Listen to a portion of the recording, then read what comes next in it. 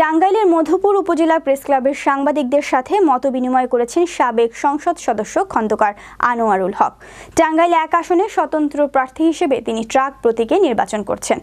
মঙ্গলবার সন্ধ্যায় তিনি এই মতবিনিময় সভা করেন। এ সময় উপজেলা প্রেস ক্লাবের সভাপতি আব্দুল হামিদ, সাধারণ সম্পাদক বাবুল রানা সহ ক্লাবের সকল সাংবাদিকবৃন্দ এবং শতাধিক নেতাকর্মী উপস্থিত ছিলেন।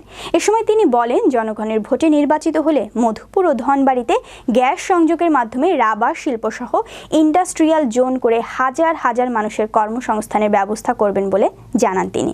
ভোটাররা যদি ভোট দিতে পারে আমি ইনশাআল্লাহ পাস করব। এবং বিএনপি যদি এবার নির্বাচনে আসতো, বিএনপি তো ভুল করছে 2014 সালে, তখন নির্বাচনে আসতে হচ্ছে বিএনপি ক্ষমতায় চলে আসতো, এবং সেই ভুলের মাসুল দিতে হচ্ছে, আরও অনাদিকাল দিতে হবে আমার ধারণা।